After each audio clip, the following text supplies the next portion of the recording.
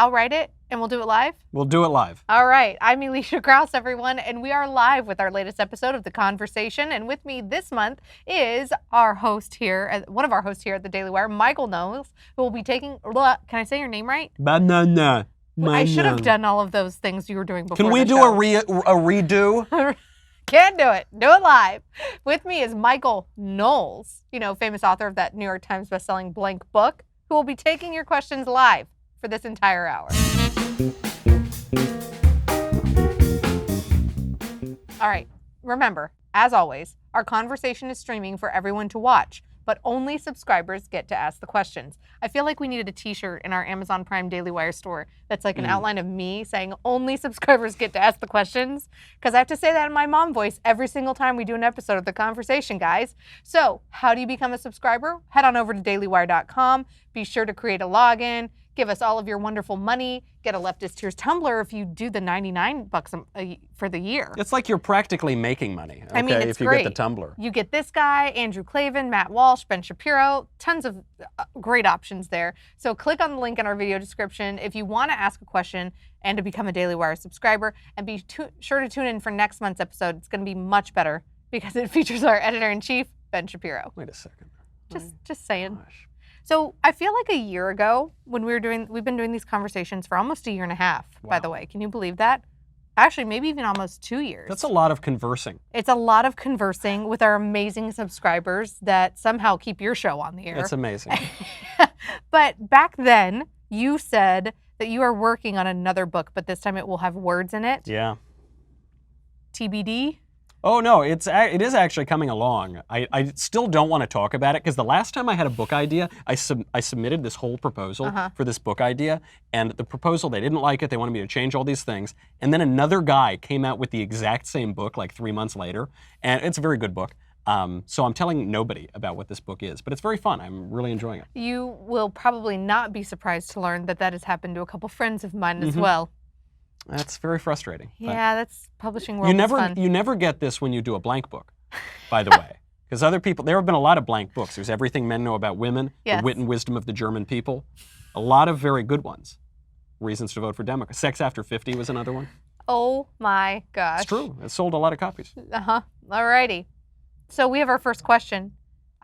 This is from who? Anthony wants to know, what do you think will happen to the pro-life movement if SCOTUS reaffirms Roe v. Wade with Alabama's challenge to abortion? Then we'll keep going on. We'll keep on keeping on. This isn't the first time that this has happened. Roe v. Wade was decided in 1973. It invented a fictitious right to abortion. It didn't even say where it found the right to abortion in the Constitution. The opinion said, well, maybe it's in the 14th Amendment, maybe it's in the 9th Amendment. It doesn't matter. There's a right to an abortion in there, which is ironic because if the right to an abortion is in the 14th Amendment, then the people who wrote the 14th Amendment were unaware of that. The people who adopted the 14th Amendment were unaware of that at the time of the ratification of the 14th Amendment. You mean abortion by wire hangers and back alleys didn't exist back then? Shockingly, it did. So the first laws to deal with abortion happened in about 1821. The 14th Amendment comes in 40 years later.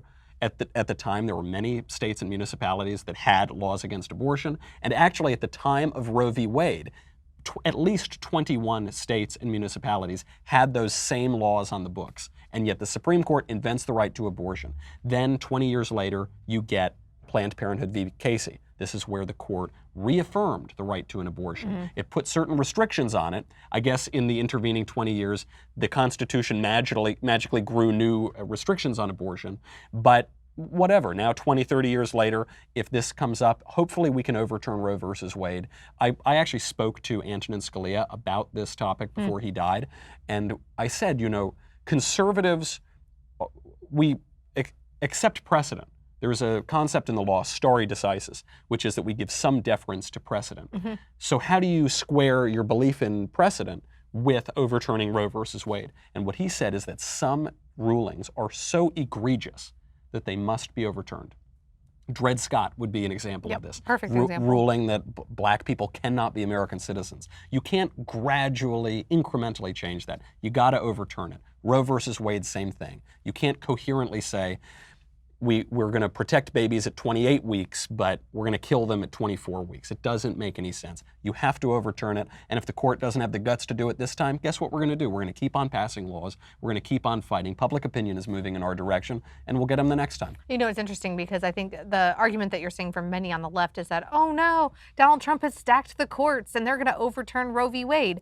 Honestly, I don't know that as a pro-lifer that I can count on Justice Kavanaugh or Chief Justice Roberts to make the pro-life, pro-constitution decision in this case. Well, this is what they said in Planned Parenthood v. Casey. This was 1992. So that you just had a decade of the Reagan administration, the Bush administration, stacking the courts. And what happened? 3 justices appointed by Republicans, Anthony Kennedy, David Souter, Sandra Day O'Connor, all voted to uphold the fictional right to abortion. This happens a lot. The Supreme Court justices disappoint their presidents often, and can we really count on John Roberts? I don't, seems like we can't. Can we count on Kavanaugh? Jury's still out, but I'm worried. All right. Arun says, Dear Dr. Kofefe, I've been a victim of affirmative action, often due to being an Indian American. Any advice on how we conservatives can subvert discriminatory policies in the university and workplace? Well, actually, speaking of the Supreme Court, this decision probably is going to be handled by them pretty soon because you've got this case coming up about discrimination against Asian students at Harvard. So affirmative action also was upheld thanks to Sandra Day O'Connor and other justices. And what the court said at that time, the last time they really dealt with this, is eventually affirmative action will not be necessary. Eventually we can phase it out. The question is now, can we phase it out? Because affirmative action, maybe it's really helpful to black students applying to Harvard, but you can't help some students without hurting other students. Like Asians and Indian Americans, like Asians as we've seen. and Indians, right. So if it's going to hurt those students, they have a real discrimination case. And unfortunately, a lot of these questions now are being decided by the Supreme Court. And the reason they're being decided by the Supreme Court is because the Supreme Court has taken on that power. The legislature has not wanted to do its job. It's brought these questions to the court, and unfortunately the court has invented fictional rights over the years. And when you're basing your decisions on those precedents, you have to invent more fictional rights, or you have to read new interpretations into these fictional rights. And so I'm hoping that this court, which for all of their flaws has been much more seriously minded, has been much more respectful of the Constitution in recent years, hopefully this court will at least issue some legal and constitutional clarity and get rid of some of these issues that have caused so much trouble over the last several decades. All right. Jonathan says, Hi, Michael. I really enjoy your show. I think Jonathan maybe needs some hearing aids. Anyway, he says, I'm a Protestant and I'm wondering, from the Catholic perspective, what is the purpose of praying to Mary and to other saints? Well, it's a very good question. I get this question a lot from Protestant friends of mine. I will answer with a question to you. Do you ever ask your friends to pray for you? Do you ever say, hey, Johnny, my wife is in the hospital. Can you pray for us? Do you ever ask your church? You say, let's all pray for each other. If you're doing that, then you're asking for intercessory prayer, right? You're asking for them to pray to the Lord our God. This is exactly what Catholics do or Eastern Orthodox when we pray to Mary. We are asking Mary to pray for us to the Lord our God. We're saying, the prayer, the Hail Mary prayer, is directly from Scripture. You say, Hail Mary, full of grace, the Lord is with thee. Blessed art thou amongst women, and blessed is the fruit of thy womb, Jesus. Holy Mary, Mother of God, pray for us sinners, now and at the hour of our death. So we're asking Mary to pray for us. Why do we ask the saints to pray for us? Again, the same reason you ask Joe down the street to pray for you. We know that the saints are in heaven, but that is what a saint is by definition, is somebody who is in heaven. And we see in the book of Revelation, we see that the saints are holding pots of prayers as they are before God. Now, if the saints are holding pots of prayers, what are those prayers for? Are those prayers for the other saints? No, the other saints already have it pretty good. They're already in heaven. Those are prayers for us, those of us who are not saints yet. You see in the book of Maccabees, you have people praying for the dead. So you have an intercessory prayer there as well, praying for the hope of those who have already died but are not yet in heaven, or not yet in paradise. So that's why, if Joe down the street is worthy enough to pray for me, certainly the Mother of God and the saints in heaven are worthy to pray for me as well. All right. Veronica says, Mikey Poo. Is that a new nickname I'm I unaware of? love it. That's okay, beautiful. Mikey Yeah. Poo. Hey. I am on the university professor track, but I'm really losing hope and ready to burn the system. Should I change course, stay in it to be a voice of reason, go to a lefty school? Please help. This is such a tough question. That was like a 3-in-1, but I get all of I think the expression and the emotion I get. I totally get where you're coming from. I have a lot of friends now who are trying to become professors, who are early in their academic careers, who are getting PhDs, and they all have this problem. They say the university has been hollowed out from the inside. So you have two options. You can either keep your head down, go along with all the awful pronouns, all the awful revisionism, all the awful political correctness, get tenure, and then be open about your views. First of all, very difficult to do that on the best of circumstances. How long today. do you have to wait for tenure? For most people, their entire lives, and they don't get it. But for some people, it could be 20 years, 30 years. So you can either do that, or you can say, gosh, the universities are really falling apart. Even professors with tenure have been chased out of universities. I know some of them. And one of the alternatives for them are these institutes. You know, the Elm Institute in New Haven is one. There are a lot of think tanks that do summer programs. I got a lot. Hoover, Claremont. Hoover, yeah, all of these that are associated with universities but aren't necessarily only employing professors. That might be the smarter option. You can do your work there. You can interact with students. Some of the classical education I got, such as I got it, was really thanks to summer programs and these research institutes that I would do for 2 months, and that would teach me more about our civilization than 4 years at an elite university. So maybe that's one way that you can have your cake and eat it too. You can have your beliefs, you can be open about what you think, you can publish what you want to publish, and you can also have a career in the academy. I think increasingly it's very difficult for conservatives to have a career in the academy, in large part not because of the other leftist professors, but because of the administrators. The administration of Stanford smeared Andrew Klavan yesterday based on nothing, said conservatives are not welcome there. The administration of UMKC in Missouri smeared me as some kind of bigot based on nothing, said that conservatives more or less are not welcome there. I don't want to. Even Christian universities that you thought were conservative do that to Ben Shapiro. Was it Gonzaga or one of those? Gonzaga, GCU, Right. LMU. And that's at ostensibly Christian or conservative universities. So I don't want to rain on your parade. I just want you to have a good career. And so when you look realistically at this, you should consider other options other than the traditional academic route. Because even if you weren't a conservative, I think because the universities have become so rotted out from the inside, because we're at the height of an education bubble that is going to burst, even if you were a leftist, I would say maybe consider some alternatives in which you might be more successful. All right. Rob says, hello, Your Honor. Do you believe the abortion controversy is an indication of a larger return to religion? It perhaps, it is the case that the big divide among abortion is not between men and women. Men and women have basically the same views about abortion. It's not even strictly a question of Republican or Democrat. The biggest predictor is religiosity. And it's not because the science is not on the side of the religious people. Science is very clear. The word conception, by definition, means that's when life begins. It's because we have a view, if you are religious, of human life as intrinsically worthwhile and as intrinsically valuable. We have a view of the moral law as objectively true and not just some illusion, as moral relativists and many on the secular left would say. So there is a religious component to it. And I think maybe we're having a return to religion as a culture because we couldn't get more secular. We've gone so far in the secular direction. You've got a whole generation of people, millennials, Gen Z, who have been raised more or less without religion. Even the ones who have been raised with religion have this soft soap, saccharine, sentimental religion that's not based in real orthodoxy. And I think what people want when they're asking serious questions are serious answers. They want orthodoxy. C.S. Lewis said, if you look for truth, you might find comfort in the end. If you look for comfort, you'll find neither truth nor comfort, only soft soap and wishful thinking to begin and in the end despair. I think the reason Jordan Peterson is so popular right now is he's telling people, look, there's meaning in the world. There is metaphysical meaning in the world. And this leads people to a lot of religious questions and ultimately, I think, to an orthodox faith. They're certainly coinciding, but I don't know if it's the religion leading people back to pro-life. I think it's people asking basic questions. If a baby's not a baby, what is it?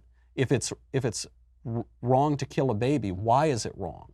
Why would it be right? I think it's actually those questions ultimately leading people back to a religious faith or a quasi-religious faith. I think also you're seeing, thank God for the advent of modern medicine and the level of detail and the fact that the point of viability now is so young. Can be 20 weeks. It can be 20 weeks. Yeah. I mean, at 24 weeks, they tell you that there's a 60% chance. At 28, it jumps up to like 90. Yeah. In 31 weeks, heaven forbid I were to go into labor right now, she would maybe have to be in NICU for a couple of days. You're right. Like, it is incredible that modern medicine, and I think the majority, I mean, upwards of 70% of even millennials in the country recognize that abortion past 20 weeks just doesn't make any sense. And now, because of those medical technologies... Because of science, not even because of a religious perspective. Right, because of technological advancements. There was a video that just came out today.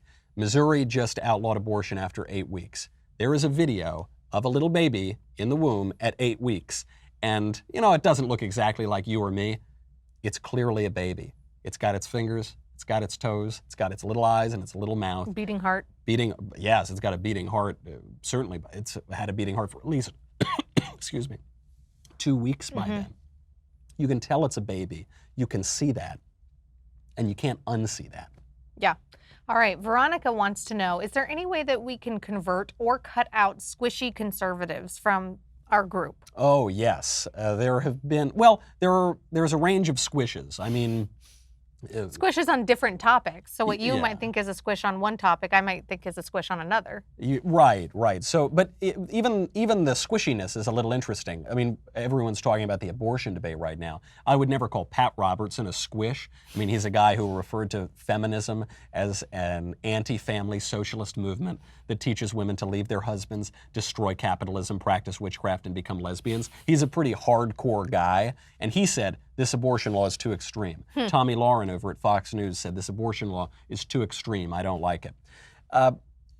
People are going a little squishy on this issue because some think, as a matter of prudence, that this is not going to succeed at the Supreme Court, and it's harder to argue for anti-abortion at the first 8 weeks than it is at the back 8 weeks.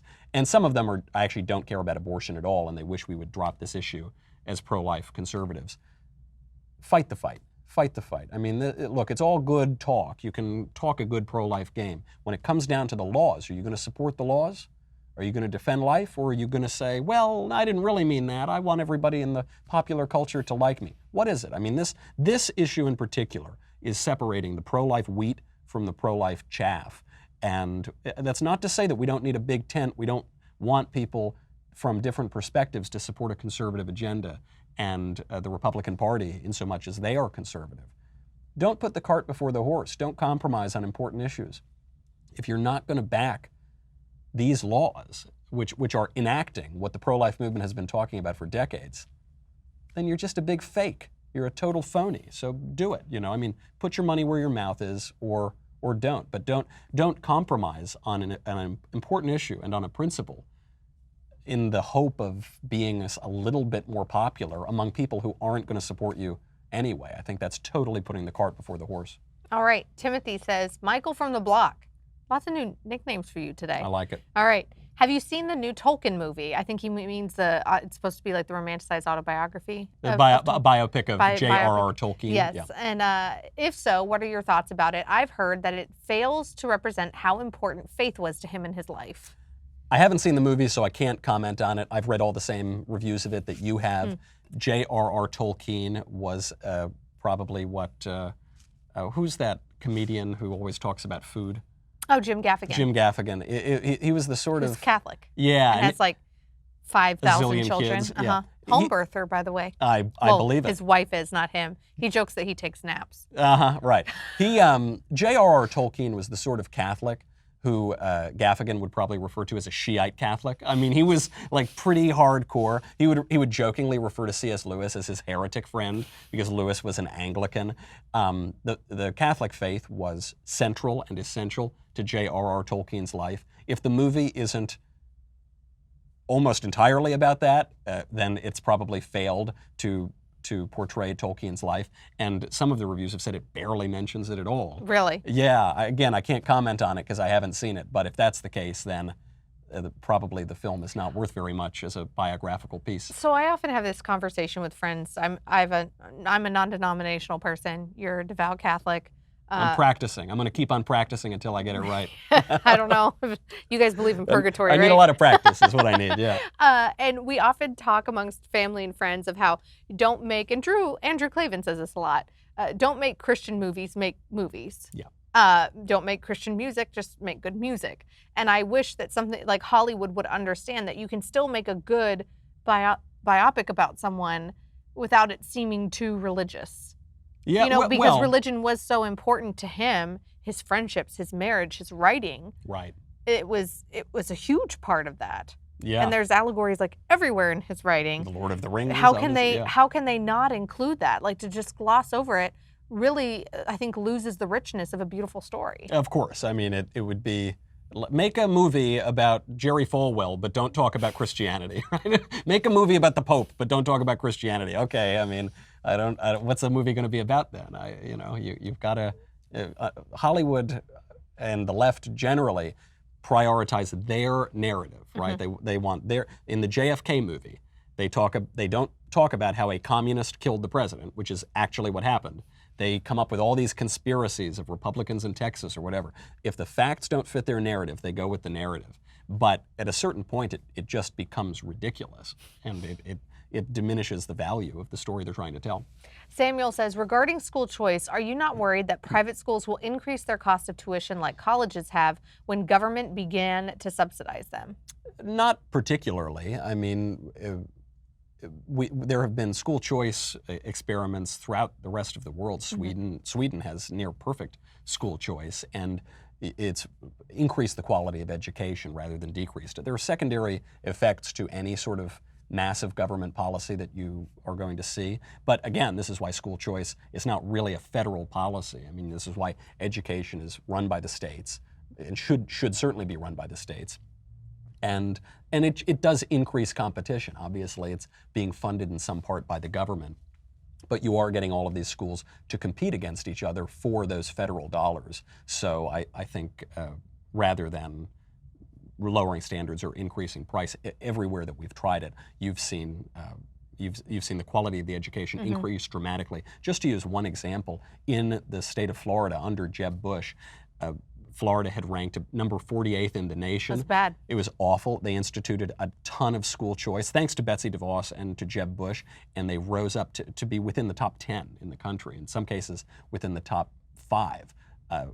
That's the only statistic I need to say we need to try this in all the other laboratories of democracy around the country. I think the point about competition is so true. And in addition to that, it's not just them competing for federal dollars, it's parents having that money via vouchers, for example, or tax incentive, tax write-off, that can then empower them to make the best decision for them and their child. Totally. I mean, they're even, I heard Secretary of Education Betsy DeVos talking about education savings accounts. You know, you have a health savings account. Why not an education one? Why not an education savings account? And what that would do is allow you to use, maybe you want to spend some money on one course at a community college, then you want to take one course at a Catholic school, then you want to take one course at a trade school. And if you don't use all of that money, it can roll over. If you don't use it by the time you finish high school, it can go toward college. These are the sort of education reforms that you're really only seeing on the right. And what is the left offering? More of the same. They want to, the guy who was running for governor, Andrew Gillum, governor of Florida, he just got beaten out by Ron DeSantis. He promised to undo all of those education reforms, send these kids right back down to number 48. And when you dig into the statistics, when you dig into the actual election numbers, you'll see Ron DeSantis doubled the support for a Republican among black women than anyone else. Why?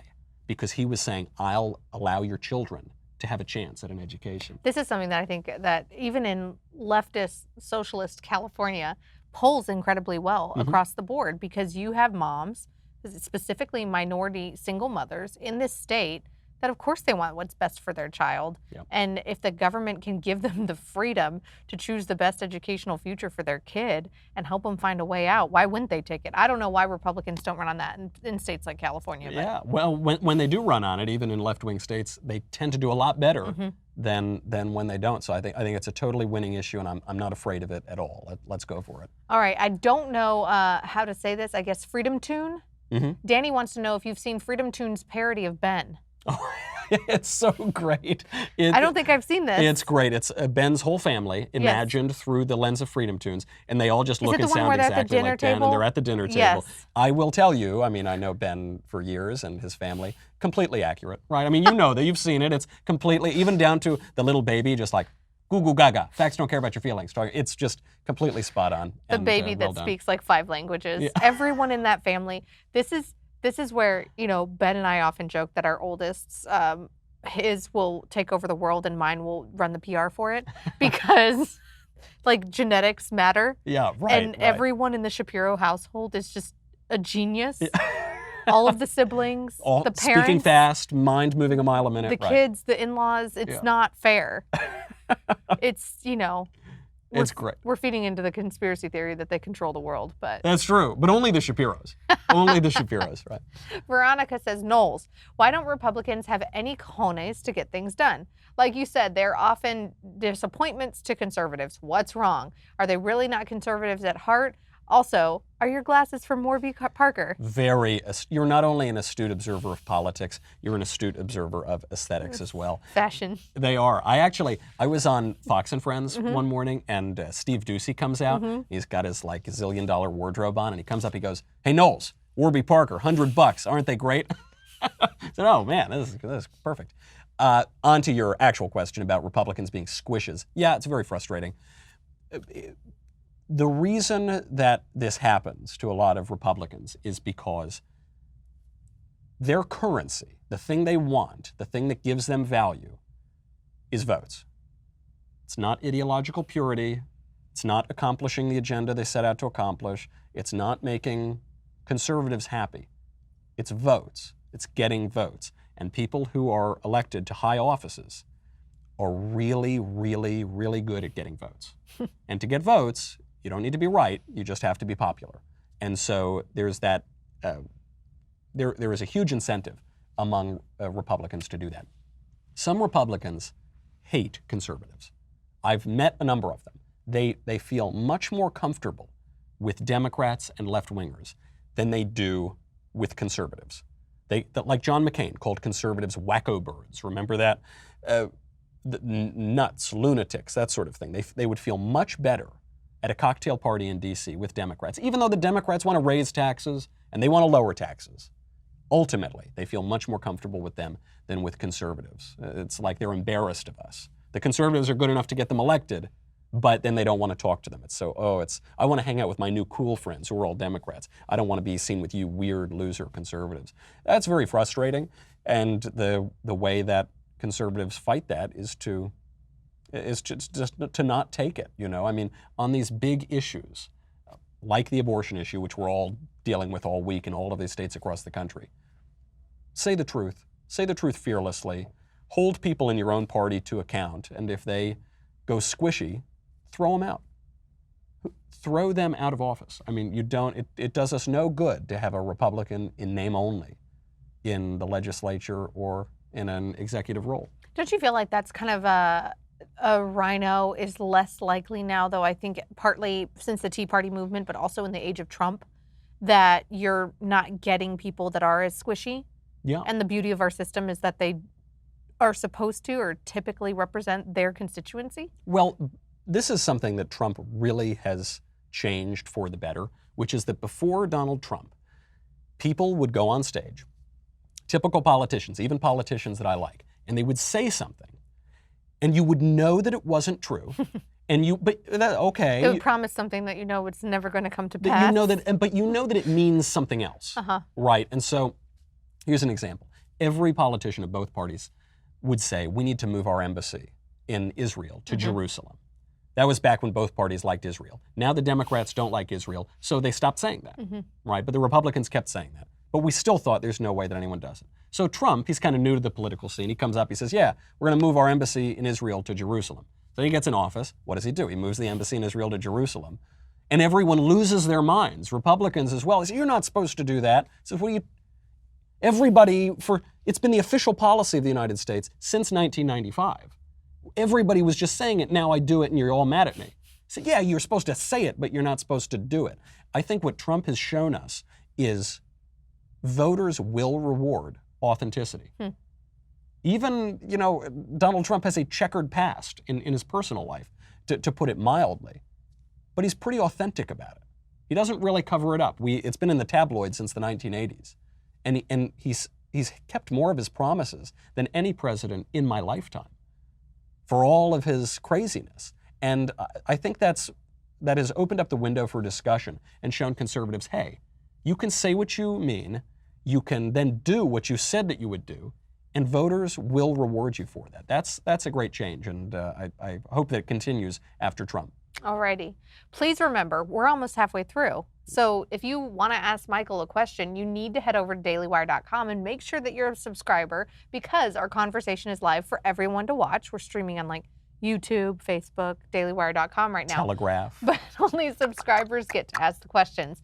Click on the link in our video description to ask questions or sign up. And be sure to tune in for next month's episode featuring New York Times #1 best-selling author of The Right Side of History, Ben Shapiro. Featuring another #1 best-selling author.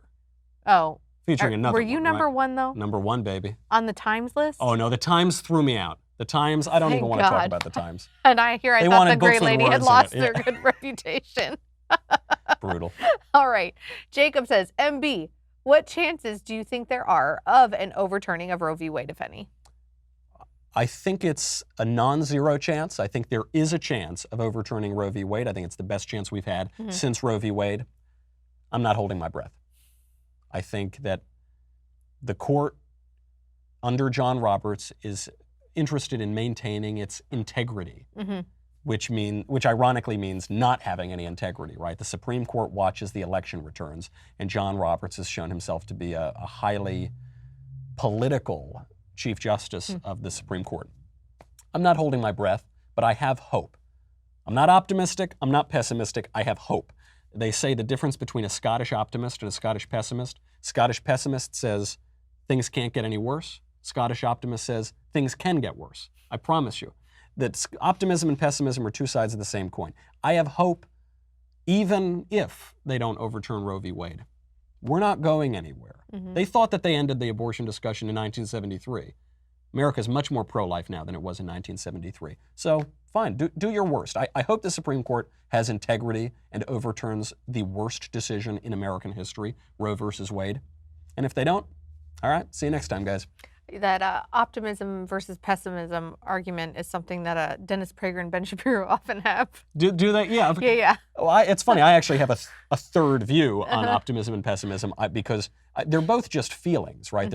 Optimism and pessimism say, forget the circumstances. I'm only going to have this feeling all the time. But I mean, I think real hope is the knowledge that things are going to keep getting worse. Things are going to keep just getting worse and worse and worse. So you're a pessimistic optimist? In a sense, yeah, because I know Prager, I think, says he's an optimistic pessimist. Yeah, I mean, the reason I feel that way is I know that eventually this whole world is going to stop spinning. The sun is going to go out. I'm going to turn to worm food.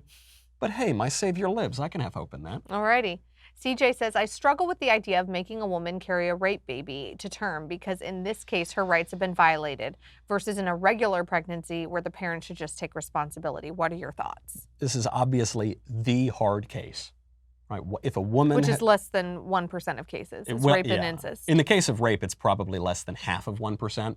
And in rape, incest, or threat to the life of the mother, all three of those combined are less than 1%. So I do think the left-wingers who are using this example they shout it from the rooftops. Yeah, I think they're being very disingenuous here. But let's consider that actual case. In the case of rape, yeah, that's a horrible crime. The crime is the rape. And so the way to get justice for that rape is to punish the rapist, Now, Matt Walsh made this argument. He said, rapists love abortion because abortion gets rid of the evidence of the crime. Alabama, coincidentally, which passed this abortion law, has some of the toughest rape laws in the country. I'm perfectly fine with capital punishment for rape. If I were king, I would institute it. I'm not king, and around the country we do have tough laws on rape. In that case, however, the baby's the baby. The logic of pro-life is that a baby is a baby, and you can't kill babies who are innocent. Now, this extends even to that point, although I will make just a prudential observation here. If somebody is raped, they go and they go to the hospital and they deal with all of that, collect evidence, that sort of thing. They can take Plan B. I'm not advocating the use of Plan B, but however, there are drugs that are not necessarily abortifacients, though they can act as abortifacients, that people can take in that case that will make surgical abortion completely unnecessary. You may have your own thoughts on Plan B. My faith tells me Plan B is not morally licit. However, even in the hard case of rape, which accounts for less than half of 1% of abortions, there are many alternatives to surgical abortion, and I think the people who are using the case of rape to make the point that we actually should kill 1 million babies a year, statistically none of whom are conceived via rape, I think they are being totally disingenuous. And the final point on this, of course, is that hard cases make bad law. These very difficult, rare cases make for bad law, because what they're trying to argue is that because of one possible reaction to a very rare occurrence, therefore we need to kill 1 million babies a year. That logic doesn't hold up. All right. Nick has a question. He wants to know if the abortion debate is more about how to define human life and personhood. Do you believe it's possible to have a conversation on the national level with something this complex? At the moment, it's very difficult to have that conversation because our moral discourse has been totally degraded, and it's been degraded by creeping materialism and relativism among the population. So now we can't even talk about things like virtue or purity or... you get accused of being an old fogey. You get accused of being delusional. Religious man trying to tell me what to do with my body. Exactly, and people who say it's your truth and it's my truth and you can't tell me. And someone about the abortion debate tweeted out, they said, you can't legislate how other people live. That is the definition of the law. The law tells other people how to live, but we can't have that discussion. And it's no coincidence. The law even tells other people what to do with their children. You're right. This is an argument I've been having with feminists online all day. There's a reason, DSS and CPS and truancy officers and law enforcement exist. Exactly. Because if you're a you-know-what parent, you lose your kid. Exactly. And so, it is no coincidence that as we've lost the ability to have moral discourse in this country, abortion has become more rampant. If you're asking about when human life begins, we know for a fact when human life begins. It doesn't happen before fertilization. A sperm cell is a sperm cell. It has 23 chromosomes. You leave it be, it's going to be a sperm cell, and then it's going to die. An egg has 23 chromosomes. If you leave it be, it's going to be an egg, and it's going to die. When you combine the two, when the sperm fertilizes the egg, you get a new human being with 46 chromosomes that will grow and become just as recognizable as you or me or our grandparents are. That becomes a new, separate, individual human being. That's when human life begins. We know it's a life. From the moment of conception, it meets every scientific characteristic of life. We know it's human because it's not a dog and it's not a kitten and it's not a giraffe. It's a human life. That is when that begins. And if you want to have then the more philosophical or theological conversation of personhood or ensoulment, we have to first agree on what human life is. And unfortunately, the pro-abortion crowd is unwilling to do or unable to do even that. But I think common sense is spreading around this country. I mean, Georgia, Alabama, Missouri, Louisiana, you've got all of these laws challenging abortion directly. Ernest Hemingway described bankruptcy as it happens gradually, then suddenly. And the pro-life movement has happened gradually. Now it's happening suddenly. And I think maybe people are waking up, if not to moral discourse, at least to the total insufficiency of the way we talk about these issues now. All right. This is a funny question. I don't think it's PC to say this, but I guess I'm just going to go ahead and say it anyway. Okay. Veronica wants to know if you have a perspective on whether or not gingers have souls. Oh, it's very clear that they do not have souls. This has been proven time and time again. Obviously, Are there no like redheaded saints? I wonder. Well, Saint Patrick is actually often depicted as redheaded because he was from Ireland. But he wasn't from Ireland. I thought he was British and he went to Ireland to minister. Well, he's Roman. He's a Roman citizen. Okay. And so he's like, I picture him as just like a big Italian guy with a big nose and beard, you know. Yeah, I don't know if there are any redheaded saints. I mean, that's a real question for the theologians and the historians. But it is a fact of natural law. I'm pretty sure this was proved by Thomas Aquinas that redheads do not, in fact, have souls. What about strawberry blondes? Oh, strawberry blonde. Okay. Because I have one of those. That's true. Go home and tell her. No, you're lucky. She's got Uncle a soul. Michael says you don't have a soul. 20 months old. No. All right. Rob says, "Dear Mr. Know-it-alls." Oh, I like what he did there. You see that? Yeah, I see that right there. Know-alls. Do you agree with Ben regarding the fact that Alabama went too far with their abortion prohibition? No, I don't. I think it's a terrific law. I totally support it. But I don't. By the way, I don't think Ben is making the argument that it's too far because I think of his a point moral... is it's going to be overturned by the court. Yeah, I think he's making a political argument or an argument from prudence. So I do respect the argument, but I don't agree with it. I think fight the fight. The time is now. This is the pro-life moment. And coincidentally, we happen to be right.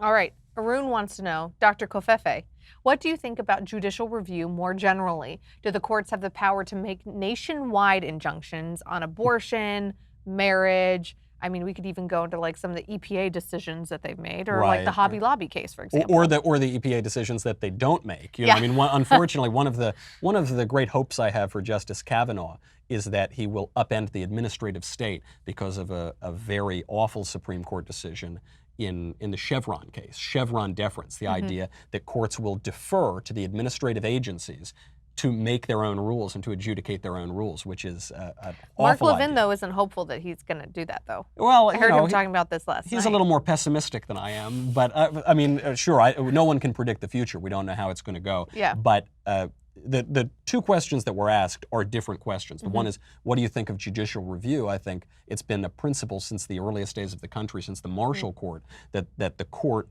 has the ability and the right to interpret the Constitution and to invalidate statutes that violate the Constitution. So I'm fine with judicial review, but the court does not have a right to invent a right to abortion. The court does not have the right to redefine marriage, as Anthony Kennedy did in the Obergefell case.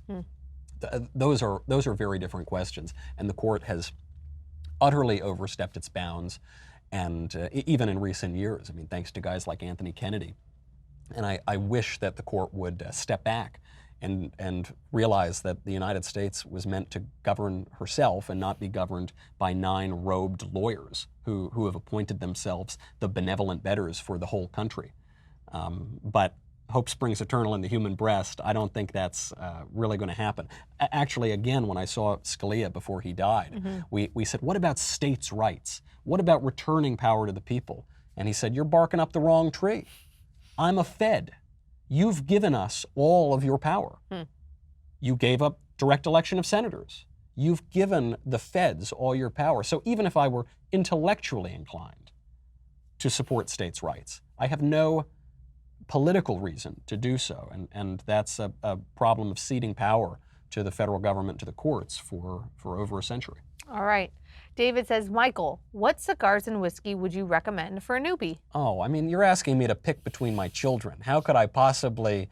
good cigar... Look, you can get a good cigar for under $10. Really? You know, yeah, you don't need to spend $30 or $40 on a cigar. You can spend a lot more than that. But there are great cigars that you can get for $10. Anything by Don Pepin, My Father's cigars are great.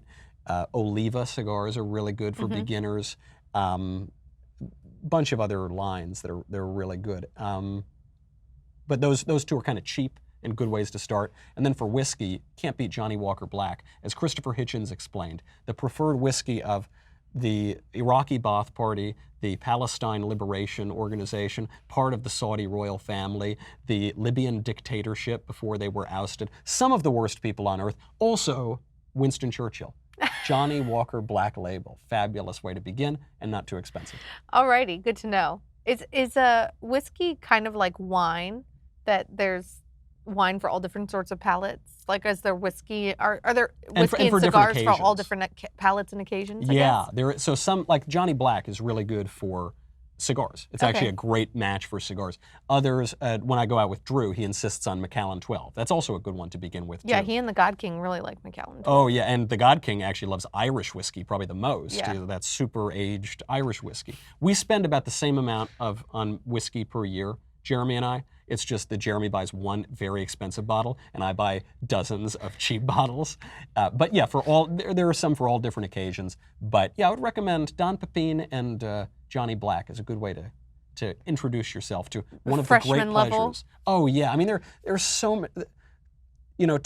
These are the great pleasures of life. They make life really enjoyable. And there's a great poem about it. Tobacco is a dirty weed. I like it.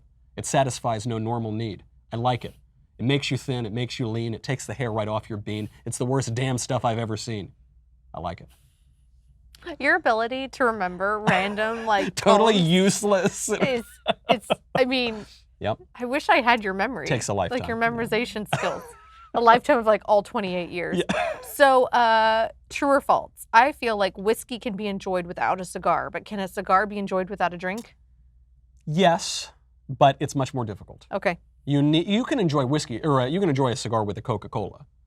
You can enjoy a cigar with even a glass of water. It's a little more, especially if you haven't spent, I mean, I've smoked cigars now for 14 years or something like that. And I'm like 12 years old, so that's a lot.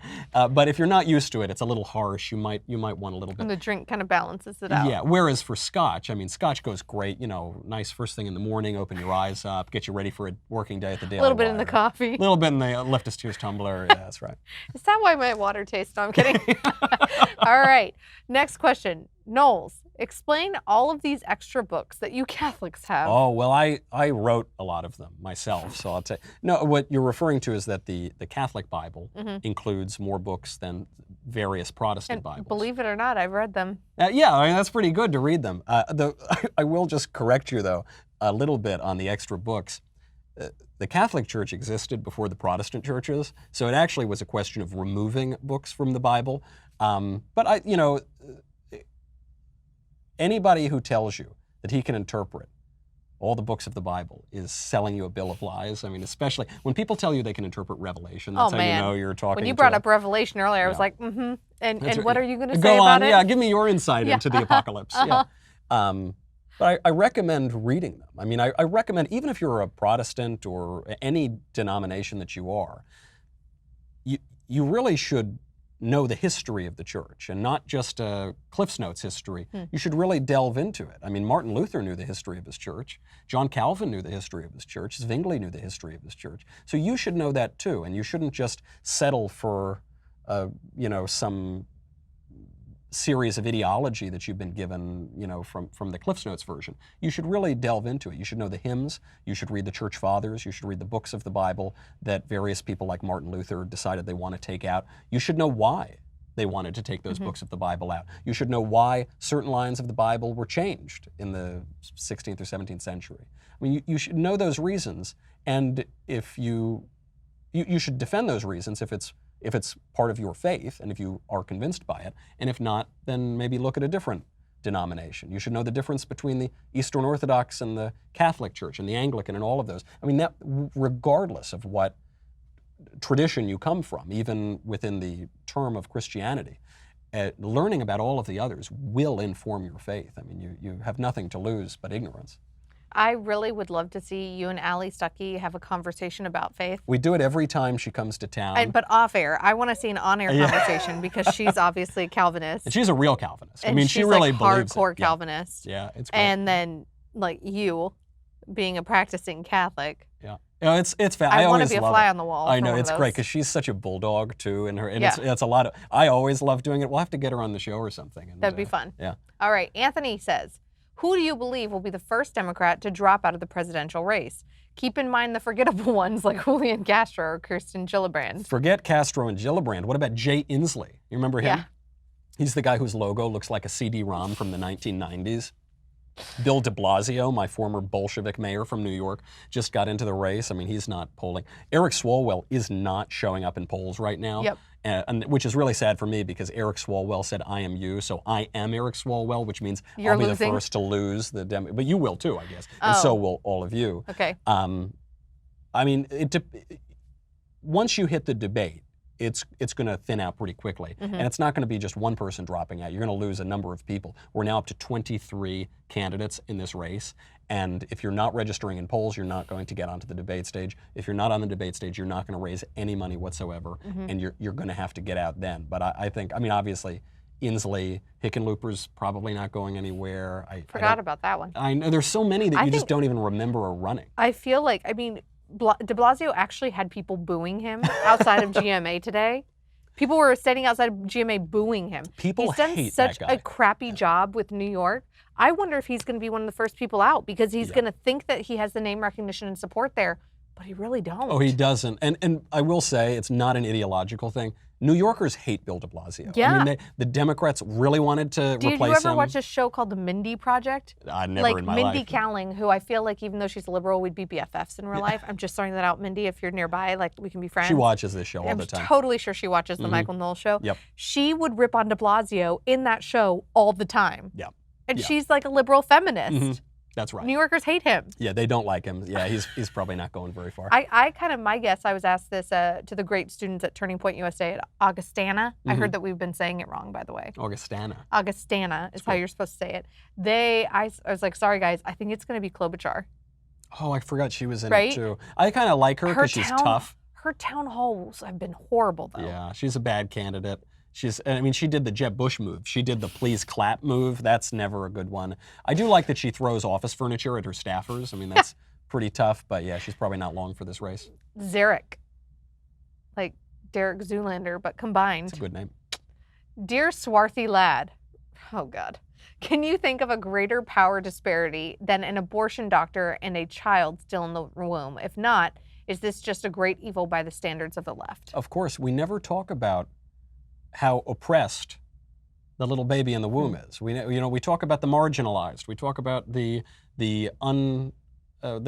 disadvantaged, the people who don't have any privilege. Is anybody more vulnerable, disadvantaged, marginalized, and oppressed than an unborn baby? Matt Walsh took to calling them undocumented infants who are trying to cross over the wall of the birth canal in search of a better life. The left probably should use those terms. There's a great essay that was just published, actually in the Yale Daily News. It was by an undergraduate guy who said abortion is not mercy. And he said, we talk about how we don't want to bring unloved babies into the world and they're going to grow up in poverty and have suffering. It's better to kill them.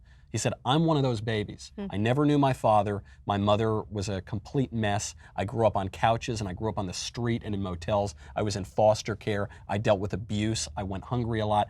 I had a bad upbringing, and all my foster care brothers and sisters had bad upbringings, and they were abused physically, sexually, emotionally, really awful stuff.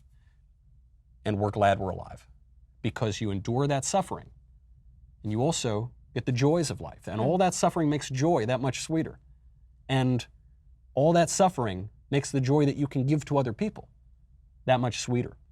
And when the people make the argument, oh, the kid's going to be born poor, he's going to suffer, he's going to be unloved, you're making the case that you should eliminate poverty by killing poor people. You're making the case that you can erase the poor of this. I mean, it's the most heinous argument that anybody seriously makes in politics.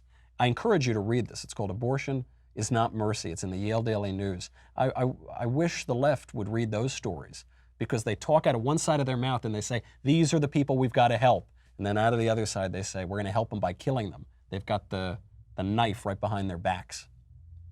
BJ says, I recently had a discussion with a liberal regarding morality. She believes that morality is all relative, sounds a lot like AOC, and it can be determined by society. What is the most convincing argument for moral absolutes? Morality, by definition, is objective.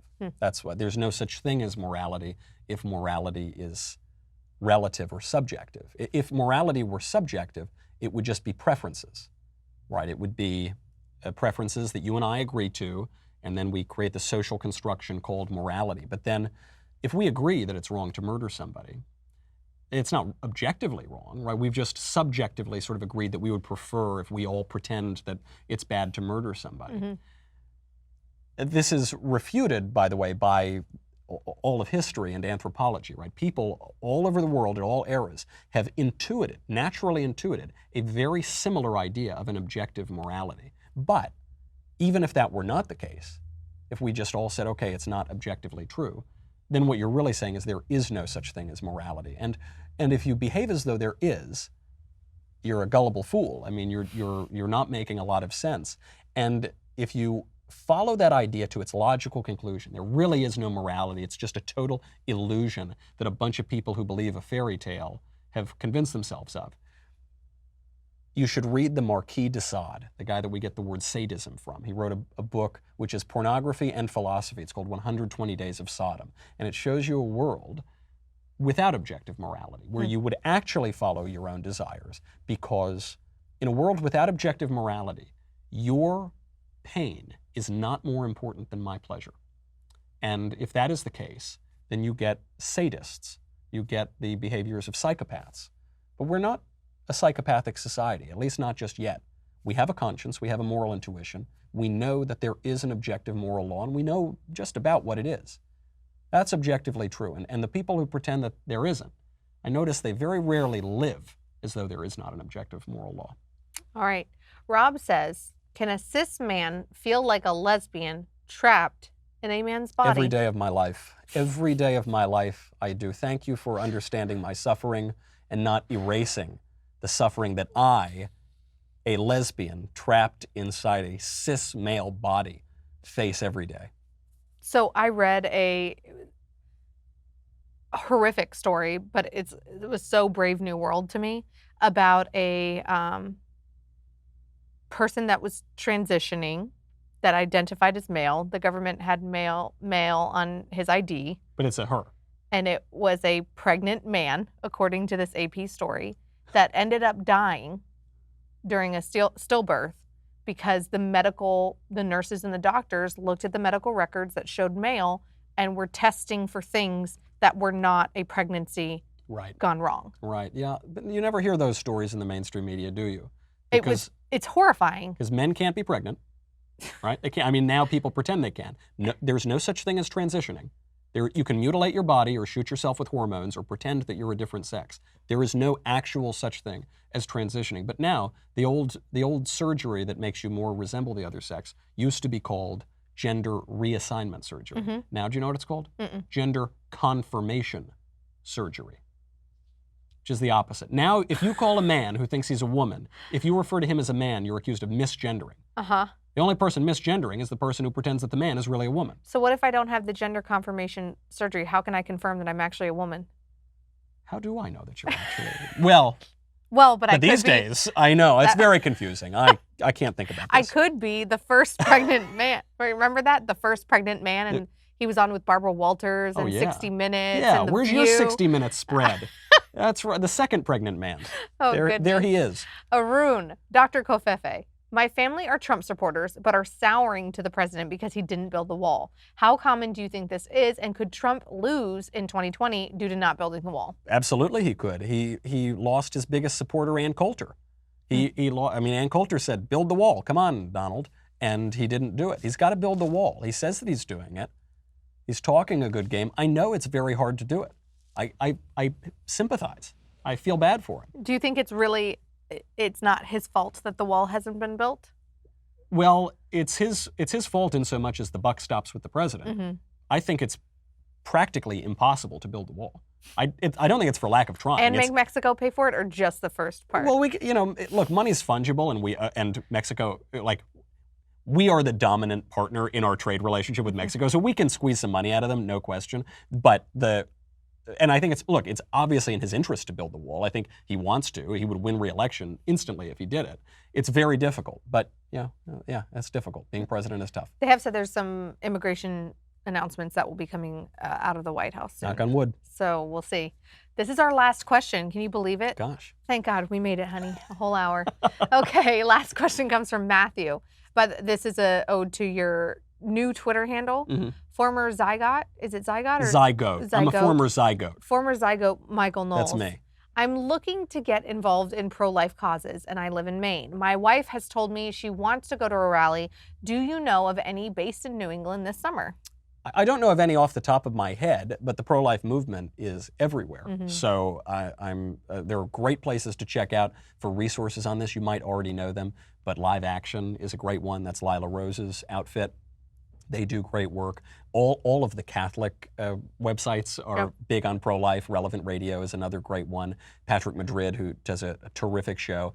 Patrick Coffin, these guys are talking about it. So you can go to their resources and find them. Susan B. Anthony List is another one. I mean, there are so many. Human Coalition. Human Coalition. I mean, so I that would be the first place that I would start, because they post a lot of information about how to get involved with pro-life. So I would definitely start there, because you, like me, are a former zygote. And when people use this word, zygote. Zygote means the baby right when he's been formed, right when he's conceived. And it's the kind of word that you learn in 7th grade biology class. And people who use it with a straight face in conversation later on, you know that they never intellectually progressed beyond 7th grade biology class. So I think we all just need to point out, I am a former zygote, you are a former zygote, Okay. and all of those abortion supporters, the curious thing about them, I've noticed this, just like Ronald Reagan noticed it.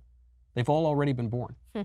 Strange coincidence, huh? Absolutely. Thank you for this month's episode of The Thank you. Conversation. This flew by, thank God, for all of us. Thanks to all of our awesome subscribers.